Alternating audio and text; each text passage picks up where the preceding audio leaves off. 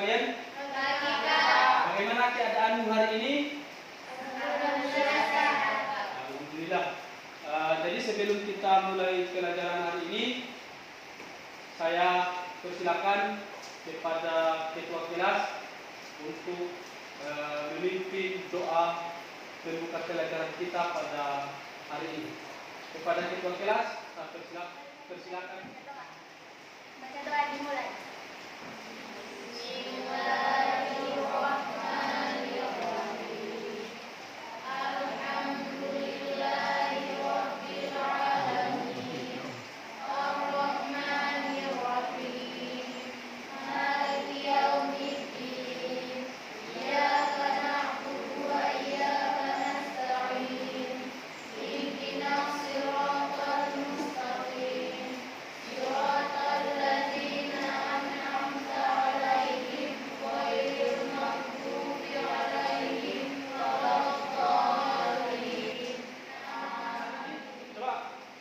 Berdiri semua.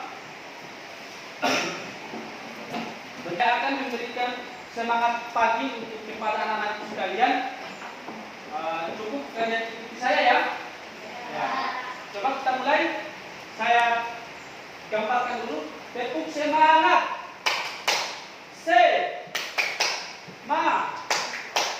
Semangat. Gitu ya. Oke, kita mulai. Semangat.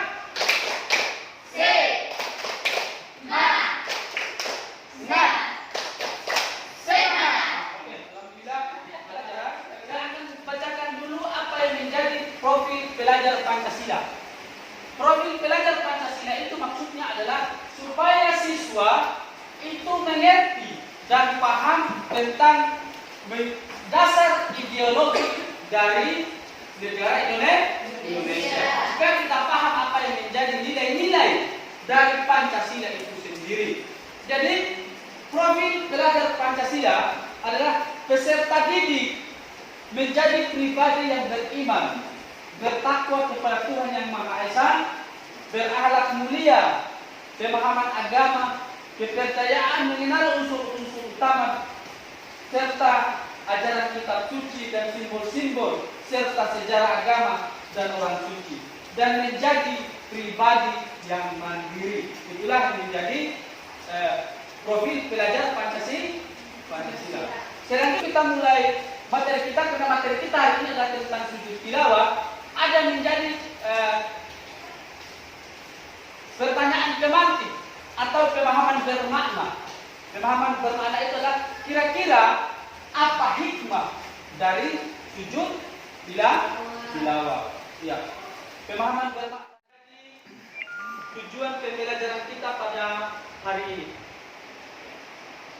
Inilah tujuan pembelajaran kita hari ini.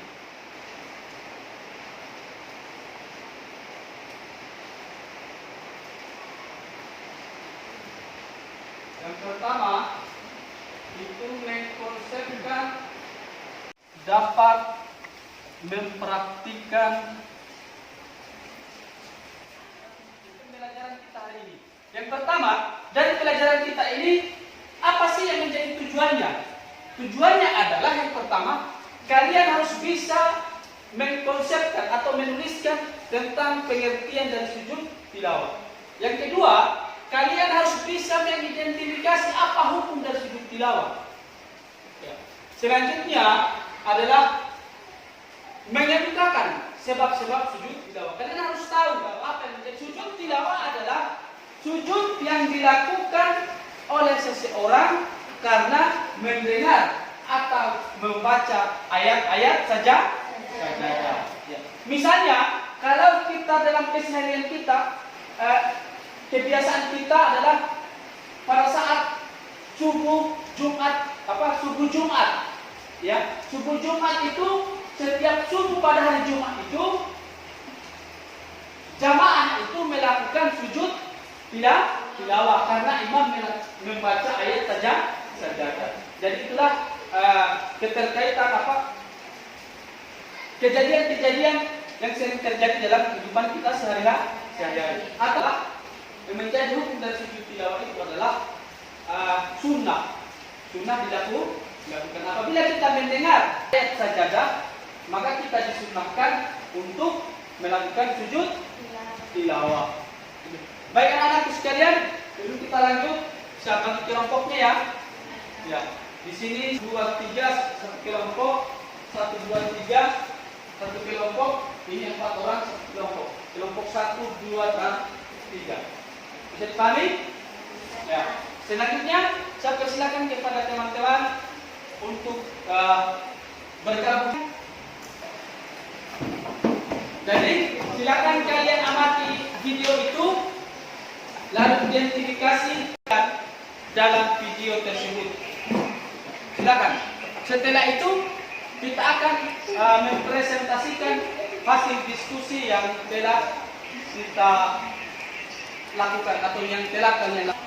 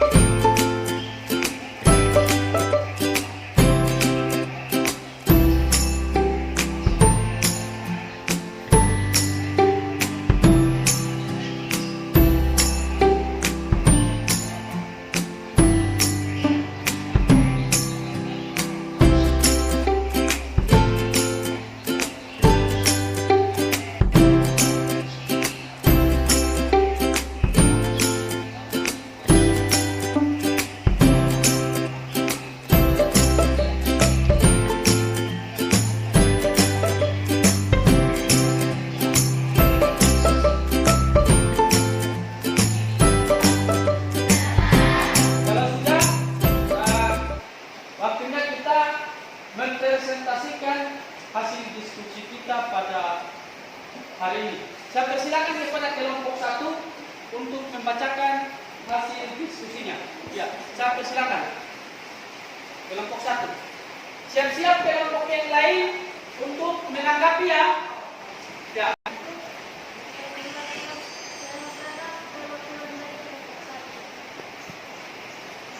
Apakah sujud tilawah itu sujud tilawah adalah sujud yang dikerjakan pada saat membaca atau mendengar ayat-ayat sajadah dalam Al-Quran? Apakah yang menyebabkan seseorang melakukan sujud tilawah karena membaca atau mendengar ayat-ayat sajadah, baik mendengar secara sengaja atau tidak sengaja? Apakah syarat sahih dan wajib baik badan, pakaian maupun tempat, menutup aurat, menghadap ke kiblat, setelah mendengar atau membaca ayat-ayat sajadah? Bagaimana rukun sujud tilawah? Secara umum, rukun sujud tilawah terdiri dari 4 hal yakni membaca niat, takbiratul ihram, sujud, salam. Bagaimana tata cara sujud tilawah di dalam salat maupun di luar salat? Tata cara di dalam salat mengikuti yang mendengar atau membaca ayat sajadah. Dalam salat dan imam dalam posisi mengangkat makmum wajib mengikuti imam atau. Ya, itulah hasil presentasi dari kelompok 1. Ya.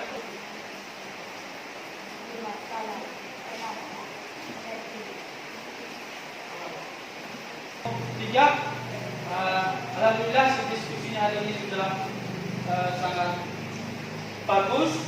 Selanjutnya kita akan mempraktikkan tata cara sujud tilawah. Jadi sebelum kita lanjut, yang akan kita praktikkan ini adalah tata cara sujud tilawah di luar sholat. Ya. Bagaimana tata cara sujud tilawah di dalam sholat? Tadi kalian sudah tonton bahwa setiap kita mendengarkan atau membaca ayat sajadah, maka kita disunahkan untuk langsung sujud, atau itu di luar sholat. Sedangkan di dalam sholat adalah jika imam membaca ayat sajadah, maka dia langsung sujud, maka makmum juga harus sujud.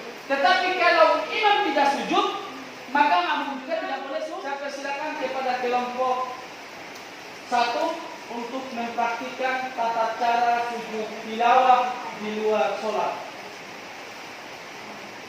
Silakan.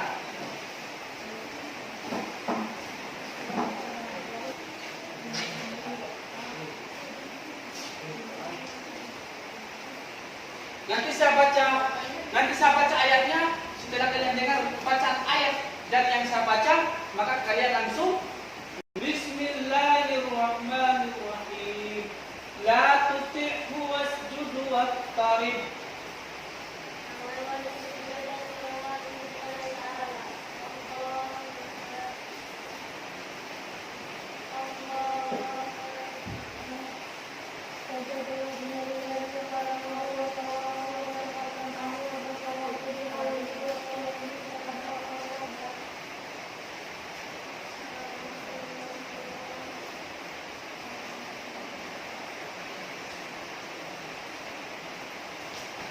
Ya, saya sudah bisa melihat bahwa ternyata kalian sudah mampu untuk melaksanakan atau mempraktikkan sujud tilawah. Jadi yang kita praktekkan tadi itu adalah sujud tilawah di luar sholat. Sedangkan kalau di dalam sholat kita harus mengikuti imam. Bagi anak-anak sekalian, dari hasil presentasi hasil praktik, kira-kira ada yang mau ditanyakan sebelum kita akhiri pembelajaran kita pada hari ini? Ada? Ya, Kak. Ya. Apa perbedaan sujud dan sujud? Agus, silakan. Apa perbedaan sujud dan sujud tilawah? Ya, bagus. Pertanyaan temanmu adalah apa perbedaan antara sujud syukur dan sujud tilawah? Ada yang bisa jawab? Ada yang bisa jawab? Perbedaan antara sujud tilawah dan sujud syukur itu adalah kalau sujud tilawah itu dilakukan karena mendengar atau membaca ayat saja.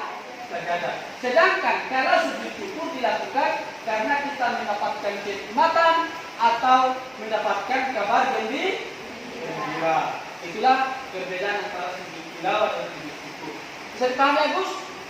Oke. Selanjutnya, baik anak-anakku sekalian, kalau masih ada yang mau ditanyakan, ya kalau tidak ada yang mau ditanyakan, saya akan membagikan lembar kerja untuk dikerjakan.